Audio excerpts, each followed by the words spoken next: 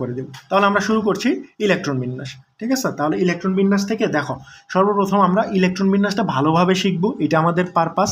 এবং কিভাবে শিখব এটা আগে খেয়াল করো, যে আমরা কিছু প্রশ্ন করব। ঠিক আছে, প্রশ্নের মাধ্যমে আমরা কি করব, ইলেকট্রন বিন্যাস শিখব। দেখো, প্রথম প্রশ্ন কি, যে কোথায় কোথায় ইলেকট্রন যাবে। ঠিক আছে, ইলেকট্রনগুলো কোথায় কোথায় যাবে, এটার উত্তর কি? এটার উত্তর হচ্ছে দুইটি কোয়ান্টাম সংখ্যায় যাবে। ঠিক আছে, এইবার বলবা যে ভাই কোয়ান্টাম সংখ্যা কি। ঠিক আছে, কোয়ান্টাম সংখ্যা কি, দেখো কোয়ান্টাম সংখ্যা, ঠিক আছে, কোয়ান্টাম সংখ্যা আর কিছুই না। ঠিক আছে, কোয়ান্টাম সংখ্যা আর কিছুই না, যেখানে ইলেকট্রনগুলো আবর্তন করে।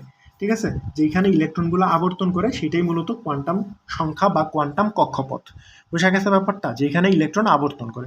তাহলে ইলেকট্রন দুইটা কি করে, কোয়ান্টাম সংখ্যায় কি করে, বিভক্ত থাকে, বা দুইটা ইলেকট্রনে দুইটা কোয়ান্টাম সংখ্যায় বিভক্ত করা যায়। ঠিক আছে, তো ইলেকট্রন সর্বপ্রথম প্রধান কোয়ান্টাম সংখ্যা বা এন শক্তি স্তরে থাকবে। তারপরে কি থাকবে, যে উপশক্তি স্তর হিসাবে কার মধ্যে থাকবে, সহকারী কোয়ান্টাম সংখ্যা এল এর মধ্যে থাকবে। ঠিক আছে, তাহলে প্রথম একটা প্রশ্ন, যে কোথায় কোথায় ইলেকট্রন থাকে, সেটা হচ্ছে দুইটা কোয়ান্টাম সংখ্যায় ইলেকট্রন থাকে। একটা হচ্ছে প্রধান কোয়ান্টাম সংখ্যা, আর একটা হচ্ছে সহকারী কোয়ান্টাম সংখ্যায় ইলেকট্রন থাকতে পারে। দেখো, অলরেডি আমাদের প্রধান কোয়ান্টাম সংখ্যা আমরা পড়ে ফেলছি। কোথায় পড়ে ফেলছি, এই যে এইখানে আমরা প্রধান কোয়ান্টাম সংখ্যা পড়ে ফেলছি। এই যে n = 1 2 3 4, এই যে 1 2 3 4 হলে KLMN। ঠিক আছে, এটা আমাদের প্রধান কোয়ান্টাম সংখ্যা পড়ে ফেলছি। ঠিক আছে, এবার এখান থেকে আমরা কি পড়বো জানো, যে আমরা পড়বো, যে এখান থেকে আমরা পড়বো যে প্রধান কোয়ান্টাম সংখ্যায় ইলেকট্রন কয়টা থাকতে পারে। ঠিক আছে, প্রধান কোয়ান্টাম সংখ্যায় ইলেকট্রন কয়টা থাকতে পারে, বা ইলেকট্রন ধারণ ক্ষমতা। ঠিক আছে, ইলেকট্রন ধারণ ক্ষমতা। ঠিক আছে, ইলেকট্রন ধারণ ক্ষমতা, এটা আমরা শিখব। ঠিক আছে, ইলেকট্রন ধারণ ক্ষমতা। ঠিক আছে, ইলেকট্রন ধারণ ক্ষমতা, এই ইলেকট্রন ধারণ ক্ষমতা শিখব। এই ইলেকট্রন ধারণ ক্ষমতার সূত্র হচ্ছে 2n²। মুখস্থ করে ফেলো। ঠিক আছে, ইলেকট্রন ধারণ ক্ষমতার সূত্র কি, 2n²। বোঝা গেছে ব্যাপারটা, ইলেকট্রন ধারণ ক্ষমতার সূত্র কি, 2n²। দেখো, তার মানে কি, যে n = 1 বা প্রথম শক্তি স্তর বা কে শেলে ইলেকট্রন কয়টা থাকতে পারে, এই যে 2n² পরিমাণ, তার মানে কি 2 × 1² = 2টি। ঠিক আছে, 2টি ইলেকট্রন থাকতে পারে। ঠিক আছে, বোঝা গেছে ব্যাপারটা, আশা করি ম্যাথটা বুঝতে পারছো। ঠিক আছে, দেখো n = 2 তখন কি, সেটা এল শেল না, বা দ্বিতীয় কক্ষপথ বা এল শেল। ঠিক আছে, সেইখানে ইলেকট্রন কয়টা থাকতে পারে, 2n² পরিমাণ, তার মানে কি 2 × 2² মানে কি 2 এর উপরে স্কোয়ার করলে কত হয়, 4, 4 দুগুণে 8। তার মানে কি দ্বিতীয় শক্তি স্তরে থাকতে পারে কয়টা, 8টা ইলেকট্রন। দ্বিতীয় শক্তি স্তরে থাকতে পারে কয়টা, 8টা ইলেকট্রন। বোঝা গেছে ব্যাপারটা, বুঝতে পারছো বিষয়টা। আচ্ছা, তাহলে n = যখন 3 হবে, তখন সেটাকে কি বলবো আমরা, এম শেল। সেটাকে কি বলবো আমরা, এম শেল। এবার প্রশ্ন হচ্ছে যে এম শেলে শেষ লিখে ফেলছি, আচ্ছা শেষ শেল। ঠিক আছে, তাহলে এম শেলে কয়টা ইলেকট্রন থাকতে পারে, 2n² পরিমাণ। ঠিক আছে, n² পরিমাণ, মানে কি 2 × 3², 2 × 3², 3 এর উপরে স্কোয়ার করলে কয়টা, 9টা। ঠিক আছে, 9টা × 2টা = 18টা। ঠিক আছে, তার মানে কি তৃতীয় শক্তি স্তরে থাকতে পারে কয়টা, 18টা ইলেকট্রন। তৃতীয় শক্তি স্তরে থাকতে পারে কয়টা, 18টা ইলেকট্রন। এবার n = যদি 4 হয়, তাহলে সেটাকে আমরা কি বলবো, সেটাকে আমরা বলবো এন শেল। সেটাকে আমরা কি বলবো, এন শেল। তাহলে এন শেলে কয়টা থাকতে পারে, 2n² পরিমাণ, তার মানে কি 2 × 4² মানে 4 এর উপরে স্কোয়ার করলে 16। ঠিক আছে, 16 × 2 = 32টি ইলেকট্রন। ঠিক আছে, তার মানে কি বিষয়টা কেমন দাঁড়ালো, যে n = 4 মানে প্রথম কোয়ান্টাম সংখ্যা, বা প্রধান কোয়ান্টাম সংখ্যা 1, মানে প্রধান শক্তি স্তর যদি 1 থাকে, তার মানে কি প্রথম শক্তি স্তরে ইলেকট্রন থাকতে পারে 2টা, দ্বিতীয় শক্তি স্তরে ইলেকট্রন থাকতে পারে 8টা, তৃতীয় শক্তি স্তরে ইলেকট্রন থাকতে পারে 18টা, চতুর্থ শক্তি স্তরে ইলেকট্রন থাকতে পারে 32টা। ঠিক আছে, ক্লিয়ার হইছো ইলেকট্রন ধারণ ক্ষমতা সম্পর্কে, বুঝছো ব্যাপারটা। এটা হচ্ছে প্রধান শক্তি স্তর, বা এই যে n। বোঝা গেছে ব্যাপারটা। এবার আসো এই যে আমরা উপশক্তি স্তর নিয়ে আলোচনা করব। ঠিক আছে, উপশক্তি স্তর, এই যে আমরা একটা টপিক লিখছিলাম না যে উপশক্তি স্তরের ধারণা, আসো এই যে উপশক্তি স্তরের কিছু আলোচনা করব। ঠিক আছে, উপশক্তি স্তর, উপশক্তি স্তর, ঠিক আছে, উপশক্তি স্তর নিয়ে আলোচনা করব। ঠিক আছে, এই উপশক্তি স্তর আর কিছুই না, আমাদের মূলত সহকারী কোয়ান্টাম সংখ্যা। উপশক্তি স্তর আর কিছুই না, কে? সহকারী কোয়ান্টাম সংখ্যা। বোঝা গেছে ব্যাপারটা? উপশক্তি স্তর আর কেউ না, সহকারী কোয়ান্টাম সংখ্যা, যাকে এল দ্বারা প্রকাশ করা হয়। ঠিক আছে, সহকারী কোয়ান্টাম সংখ্যা, সহকারী কোয়ান্টাম সংখ্যা, সহকারী কোয়ান্টাম সংখ্যা, সহকারী কোয়ান্টাম সংখ্যা বা এল। বোঝা গেছে ব্যাপারটা? সহকারী কোয়ান্টাম সংখ্যা এল। ঠিক আছে, এই সহকারী কোয়ান্টাম সংখ্যা 4টা হইতে পারে। দেখো সহকারী আগে দেখলাম না আমরা এন ইজ ইকুয়ালস টু কি হইতে পারে, এন ইজ ইকুয়ালস টু 1 2 3 4 5 এগুলো হইতে পারে। ঠিক আছে, অনুরূপভাবে এই যে এল এরও কিছু মান আছে।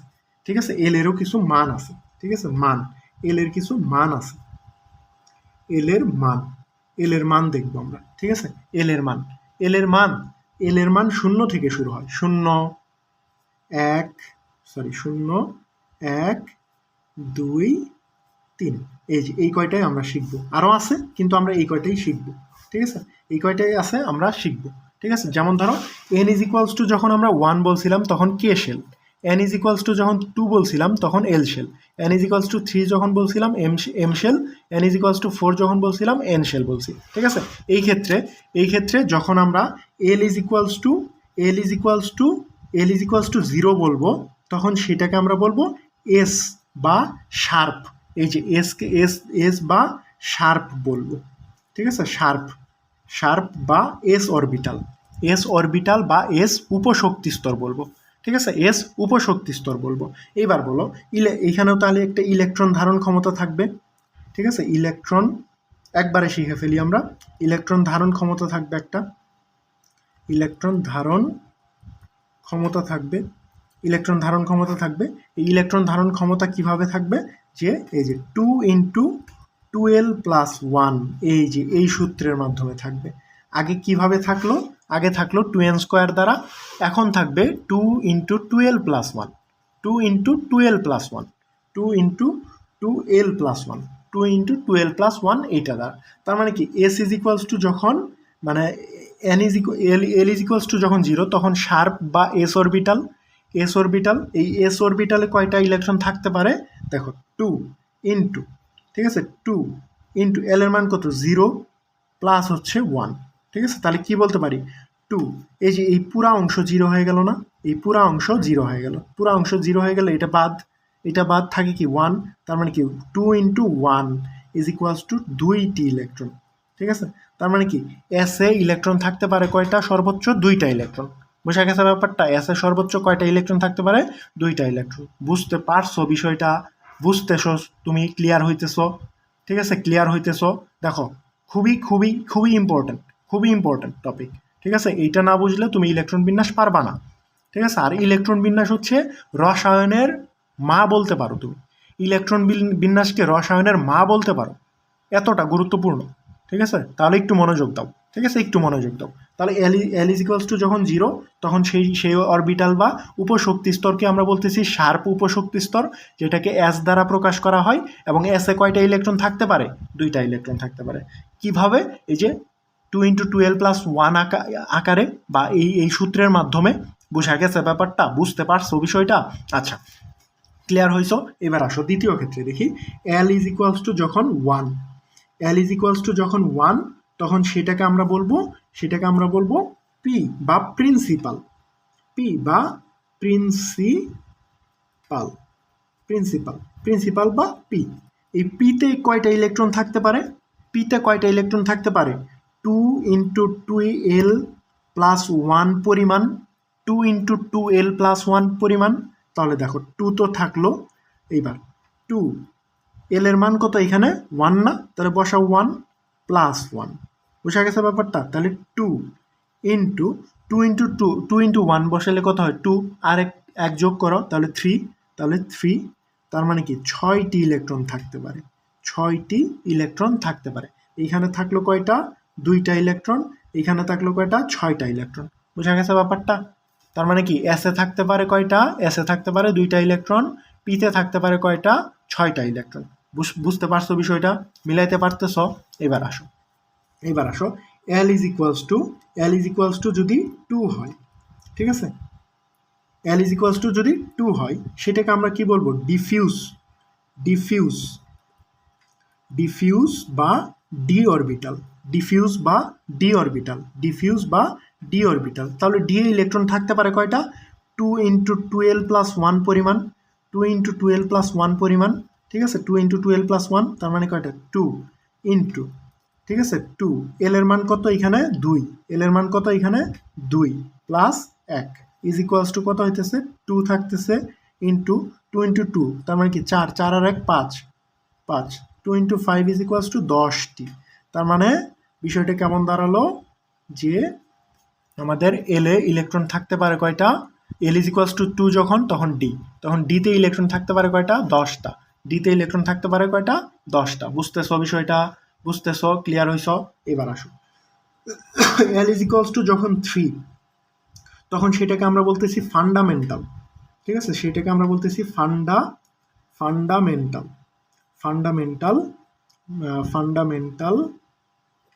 ফান্ডামেন্টাল বা এফ অরবিটাল। এই এফ অরবিটালে কয়টা ইলেকট্রন থাকতে পারে? 2 × 12 + 1 পরিমাণ, 2 × 12 + 1 পরিমাণ বসাও। 2 তো 2ই থাকলো। এল এর মান কত? 3, এল এর মান কত? 3 + 1 তার মানে 2 × 3 × 2 = 6 আর 1 7, ঠিক আছে, 7। তার মানে কি 14টি ইলেকট্রন এখানে থাকতে পারতেছে। কোথায়? ডি অরবিটালে, ঠিক আছে, সরি এফ এ, ঠিক আছে, এফ উপশক্তি স্তর বা এফ অরবিটালে 14টা ইলেকট্রন থাকতে পারতেছে। তাহলে এইটা কিন্তু সবচেয়ে গুরুত্বপূর্ণ ভাই, বিশ্বাস করো এইটা সবচেয়ে গুরুত্বপূর্ণ, ঠিক আছে। তাহলে এই জিনিসটা ক্লিয়ার করো আগে। এল ইজ ইকুয়ালস টু 0 হলে সেটাকে আমরা শার্প বা এস অরবিটাল বলবো, এবং এসে থাকতে পারে কয়টা? 2টা। যখন এল ইজ ইকুয়ালস টু 1 তখন সেটাকে প্রিন্সিপাল বা পি অরবিটাল বলতে পারবো, সেটাকে ইলেকট্রন থাকতে পারে কয়টা? 6টা, ঠিক আছে। যখন এল ইজ ইকুয়ালস টু 2 তখন সেটা ডিফিউজ বা ডি অরবিটাল, ডিতে থাকতে পারে কয়টা? 10টা ইলেকট্রন। যখন এল ইজ ইকুয়ালস টু 3 সেটাকে আমরা বলবো ফান্ডামেন্টাল বা এফ অরবিটাল, ঠিক আছে, এফ অরবিটাল, সেটাকে আমরা কি বলবো? সেখানে ইলেকট্রন থাকতে পারে কয়টা? 14টা ইলেকট্রন থাকতে পারে। বুঝা গেছে ব্যাপারটা? বুঝতে পারছো বিষয়টা? বুঝতে পারছো? আচ্ছা, তোমরা বইয়ে 46 পৃষ্ঠায় দেখবা, তোমাদের বইয়ে 46 পৃষ্ঠায় দেখবা যে দেখো এই যে ভাগ করে দেওয়া আছে, ঠিক আছে। 46 পৃষ্ঠায় দেখবা যে কেতে কয়টা ইলেকট্রন থাকতে পারে, ঠিক আছে, তোমার এল এ কয়টা ইলেকট্রন থাকতে পারে, এম এ কয়টা ইলেকট্রন থাকতে পারে, মানে মৌল ওয়াইজ, ঠিক আছে, এক একটা মৌল ওয়াইজ কীভাবে ইলেকট্রনগুলো সাজানো থাকে সেটা 46 পৃষ্ঠায় দেওয়া আছে। তুমি একটু বইটা খুলবা এখনই, ঠিক আছে, এই ভিডিও দেখা অবস্থায় ভিডিওটা পজ করে বইটা খুলবা, বইটা খুলে একটু মিলায় নেবা যে কীভাবে ইলেকট্রনগুলো থাকতেছে। দেখো, যখন কে বলবো কে 2টার বেশি ইলেকট্রন কখনোই যাবে না, এল যখন বলবো তখন 8টার বেশি ইলেকট্রন কখনোই যাবে না, এম যখন বলবো তখন 18টার বেশি কখনোই ইলেকট্রন যাবে না, ঠিক আছে, এন যখন বলবে তখন 32টার বেশি কখনোই ইলেকট্রন যাবে না। বুঝা গেছে ব্যাপারটা? বুঝতে পারছো বিষয়টা? তাহলে ইলেকট্রন কোথায় যাইতে পারে? ইলেকট্রন 2টা শক্তি স্তরে যাইতে পারে বা 2টা শক্তি স্তরে বিস্তৃত থাকে। একটা হচ্ছে প্রধান শক্তি স্তর আর একটা হচ্ছে সহকারী শক্তি স্তর বা উপশক্তি স্তর, ঠিক আছে। উপশক্তি স্তরগুলোর মান কি হয়? 0, 1, 2, 3, আর শক্তি স্তরগুলোর কি মান হয়? 1, 2, 3, 4। বুঝা গেছে ব্যাপারটা? 1, 2, 3, 4। বুঝতে পারছো বিষয়টা? বুঝতে পারছো? এবার আসো আমরা দ্বিতীয় প্রশ্নে যাব, যে কোথায় আগে যাবে তাহলে ইলেকট্রন আর কোথায় পরে যাবে ইলেকট্রন, ঠিক আছে, অর্থাৎ ক্রমটা কি, ঠিক আছে, এই ক্রমটা আমরা শিখবো। বুঝা গেছে ব্যাপারটা? এই ক্রমটা আমরা শিখবো এখানে, ঠিক আছে, ইলেকট্রনের ক্রম শিখবো, যে কোথায় আগে ইলেকট্রন যাবে কোথায় পরে ইলেকট্রন যাবে, আমরা ক্রমটা শিখবো। বুঝা গেছে ব্যাপারটা? ক্রমটা শিখবো। এবার দেখো ক্রম শিখবো আমরা। সর্বপ্রথম 2টা এস দিয়ে নিব, এটা শর্টকাট, ঠিক আছে, 2টা এস দিব। তারপরে কি দিব? আমরা কি শিখলাম? 4টা কোয়ান্টাম সংখ্যা শিখলাম না? 4টা কোয়ান্টাম তোমরা আমার 4টা উপশক্তি স্তর শিখলাম না? এস, পি, ডি, এফ, শিখলাম না? এই এসপিডিএফ যে আমরা শিখলাম, এই এসপিডিএফ এর মধ্য দিয়ে কি ইলেকট্রন থাকবে, এই এসপিডিএফ এ ইলেকট্রন বিস্তৃত থাকবে। তাহলে এই এসপিডিএফটাই আমরা সাজাবো, কার মধ্যে আগে ইলেকট্রন যাবে, কার মধ্যে পরে ইলেকট্রন যাবে, এটা আমরা শিখব। বোঝা গেছে ব্যাপারটা? তাহলে দেখো সর্বপ্রথম আমরা দুইটা এস দিব, সব কিছুই কি দুইটা দুইটা করে নিব, সব কিছুই কি নিব দুইটা দুইটা করে নিব। ঠিক আছে, সর্বপ্রথম এস দুইটা নিছি, তারপরে এই যে পিএস দুইটা নিব উল্টা পাশ থেকে। ঠিক আছে, পিএস দুইটা নিব। ঠিক আছে, এই যে দেখো পিএস দুইটা নিলাম। ঠিক আছে, এরপর আবার এই যে ডিপিএস দুইটা নিব, ডিপিএস দুইটা নিব। বোঝা গেছে ব্যাপারটা? এই যে ডিপিএস নিলাম, আবার কি নিব, ডিপিএস নিব। বোঝা গেছে ব্যাপারটা? শর্টকাটটা ধরতে পারতেছ? এবার এফডিপিএস একবার নিব, এফডিপিএস আরেকবার নিব। বোঝা গেছে ব্যাপারটা? এই যে এফডিপিএস এফডিপিএস। বোঝা গেছে ব্যাপারটা? বুঝতে পারছো বিষয়টা? এবার এবার এবার দেখো, আমি একটু অন্য কালার দিয়ে লেখার চেষ্টা করি। এই যে এটা হচ্ছে আমার প্রথম লাইন, এই যে এটা হচ্ছে আমার দ্বিতীয় লাইন, এটা কি আমার দ্বিতীয় লাইন, এটা আমার তৃতীয় লাইন। ঠিক আছে, এটা আমার তৃতীয় লাইন, আর এই যে এটা হচ্ছে আমার কি চতুর্থ লাইন, এটা কি আমার চতুর্থ লাইন। বুঝা গেছে ব্যাপারটা? তাহলে প্রথম লাইনে শুরু হবে কি দ্বারা, এক দ্বারা। প্রথম লাইনে শুরু হবে কি দ্বারা, এক দ্বারা। এবার এস কয়টা আছে গুনো তুমি। এই যে এটা হচ্ছে 1 নাম্বার এস, এটা হচ্ছে 2 নাম্বার এস, এটা হচ্ছে 3 নাম্বার এস, এটা হচ্ছে 4 নাম্বার এস, এটা হচ্ছে 5 নাম্বার এস, এটা 6 নাম্বার এস, এই যে এটা 7 নাম্বার এস, এটা 8 নাম্বার এস। বোঝা গেছে ব্যাপারটা? দেখো তারই সাথে সাথে 1 নাম্বার লাইনটা কি হলো, ফিল আপ হয়ে গেল। দেখো এস এর ক্রমটা বসানোর সাথে সাথে কিন্তু প্রথম লাইনটা ফিল আপ হয়ে গেছে। বুঝছো ব্যাপারটা? তাহলে প্রথম লাইনে আর সংখ্যা বসাইতে পারবা না। এবার দ্বিতীয়তে এখন কথা বললো যে ভাই এখান থেকে কি 1 বসাবো, না, কারণ দ্বিতীয়তে 2 নাম্বার থেকে শুরু হবে, দ্বিতীয় লাইনে 2 নাম্বার থেকে শুরু হবে, 1 আসার প্রশ্নই আসে না। ঠিক আছে, তার মানে কি দ্বিতীয় নাম্বার থেকে শুরু হবে, 2 থেকে শুরু হবে। তার মানে এটা হচ্ছে 2 নাম্বার পি, এটা 3 নাম্বার পি, এটা 4 নাম্বার পি, এটা 5 নাম্বার পি, এটা 6 নাম্বার পি, এটা 7 নাম্বার পি। বুঝতে পারছো বিষয়টা? বুঝতে পারতেছো বিষয়টা? ধরতে পারতেছো? এবার তাহলে দেখো তার সাথে সাথে আমার 2 নাম্বার লাইনটাও কি ফিল আপ হয়ে গেল, 3 নাম্বার লাইনটা খালি। এবার এখান থেকে কি 2 বসাবো, না, এখান থেকে 3 বসাবো, কারণ কি 3 নাম্বার লাইন। বোঝা গেছে ব্যাপারটা? তাহলে এটা হচ্ছে 3 নাম্বার ডি, এটা হলো 4 নাম্বার ডি, এই যে এটা হচ্ছে 5 নাম্বার ডি, আর এই যে এটা হচ্ছে 6 নাম্বার ডি। এরই সাথে সাথে 3 নাম্বারও দেখো ফিল আপ হয়ে গেছে। এবার আসো 4 নাম্বার। 4 নাম্বারে কি, 4 নাম্বার এফ, এই 5 নাম্বার এফ। ঠিক আছে, দেখো বইয়ে কিভাবে দেওয়া আছে জানো, এই যে কোনাকুনি দেওয়া আছে, বইয়ে কোনাকুনি দেওয়া আছে, যার কারণে আসলে বুঝতে কঠিন হয়ে যায় যে কোথায় ইলেকট্রন আগে যাবে, কোথায় ইলেকট্রন পরে যাবে। ঠিক আছে, দেখো এই যে এইটাকে আমরা বলতেছি, এইখানে দুইটা কোয়ান্টাম সংখ্যা বা দুইটা শক্তি স্তর আছে। এই যে 1, 2কে আমরা বলবো প্রধান কোয়ান্টাম সংখ্যা বা এন এর মান, আর এই যে এস, তারপরে পি, তারপরে হচ্ছে ডি, তারপরে হচ্ছে এফ। এই যে এস পি ডি এফ, এটাকে আমরা কি বলবো, সহকারী কোয়ান্টাম সংখ্যা বা এল এর মান। এই যে 1, 2, 3, 4 এরকম 1, 2, 3, 4কে আমরা বলবো, 1, 2, 3, 4কে বলবো আমরা প্রধান কোয়ান্টাম সংখ্যা বা এন এর মান, এন এর মান প্রধান কোয়ান্টাম সংখ্যা বা এন এর মান। আর এসপিডিএফকে আমরা বলবো এল এর মান। ঠিক আছে, এই যে এন এর মান 1, 2, 3, 4। ঠিক আছে, আর এই যে এসপিডিএফ হচ্ছে কিসের মান, এসপিডিএফ হলো এল এর মান। বুঝা গেছে ব্যাপারটা? এসপিডিএফ হলো এল এর মান। বুঝতে পারছো বিষয়টা? তাহলে এই যে যেখানে তার মানে কি দুইটা কোয়ান্টাম সংখ্যার মধ্যেই কি থাকতেছে, ইলেকট্রনগুলা থাকতেছে না, ইলেকট্রনগুলা থাকতেছে, তার মানে এই দুইটা কোয়ান্টাম সংখ্যায় আমার লাগবে। বুঝা গেছে ব্যাপারটা? তার মানে এই ক্রমটা কিভাবে শিখলাম, যে সর্বপ্রথম আগে 1s এ ইলেকট্রন যাবে, তারপরে 2s এ ইলেকট্রন যাবে, তারপরে 2p তে ইলেকট্রন যাবে, তারপরে 3s এ ইলেকট্রন যাবে, তারপরে 3p তে ইলেকট্রন যাবে, তারপরে 4s এ ইলেকট্রন যাবে, তারপরে 3d তে ইলেকট্রন যাবে। দেখো 3 কিন্তু আগে পূর্ণ করে নাই, যে এরকম হয় নাই যে 3s এ, তারপরে 3p তে, তারপরে 3d তে, না, আগে 3s এ গেছে, তারপরে 3p তে গেছে, তারপরে 4s এ গেছে, তারপরে 3d তে গেছে। মনে রাখবা কিন্তু এই যে এইটার জন্যই এই ক্রমটা শেখা, ঠিক আছে, এইটার জন্য এই ক্রমটা শেখা। তুমি আগে থ্রি ডিতে দিয়ে দিবা, যখন ইলেকট্রন বিন্যাস করতেছ তখন আগে 3D-তে দিয়ে দিবা না, আগে 3D-তে দেওয়া যাবে না, আগে 3D-তে দেওয়া যাবে না, আগে আমার 4s-এ ইলেকট্রন দিতে হবে, তারপরে আমার 3D-তে ইলেকট্রন দিতে হবে, এরপরে 4p, এরপরে 5s। দেখো এই যে আগে আগে যাবে 4p-তে, তারপরে যাবে 5s-এ। বুঝা গেছে ব্যাপারটা? এই যে এই কনফিউশনগুলো দূর করার জন্য এই যে এই শর্টকাটটা তোমরা শিখবা। সর্বপ্রথম SS দুইটা দিবা, তারপর উল্টা পাশ থেকে PS দুইটা দিবা, তারপর DPS দুইটা দিবা, FDPS দুইটা দিবা। দেওয়ার পরে নাম্বারিং করবা। এই যে 1 নাম্বার S, 2 নাম্বার S, তারপরে কি 3 number S, 4 number S, 5 number S, 6 number S, 7 number S, 8 number S। ঠিক আছে, এটা নাম্বারিং করলা। তারপরে প্রথম লাইন তো পূর্ণ হয়ে গেল, তারপরে দ্বিতীয় লাইনে আসবা। দ্বিতীয় লাইনে কি আছে? P থেকে শুরু হয়েছে, 2P, ঠিক আছে, মানে 2 নাম্বার P, তারপরে কি 3 নাম্বার P, তারপরে 4 নাম্বার P, তারপরে 5 নাম্বার P, তারপরে 6 নাম্বার P, তারপরে 7 নাম্বার P।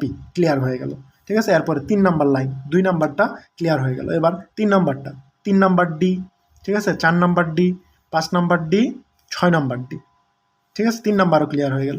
এবার 4 নাম্বারে আসে 4 number F, 5 number F। Clear, এই শর্টকাটটা ক্লিয়ার, ঠিক আছে। এইখান থেকে তুমি বুঝবা যে আগে 1s-এ যাবে, তারপরে 2p-তে যাবে, তারপরে 2s-এ যাবে, তারপরে 2p-তে, তারপরে 3s-এ যাবে, ঠিক আছে। আমি একটু উদাহরণ দিই, ঠিক আছে, আমি একটু উদাহরণ দিই। যেমন উদাহরণ যদি দেই, সর্বপ্রথম আমরা হাইড্রোজেনের কথা চিন্তা করি, ঠিক আছে। হাইড্রোজেনের কত?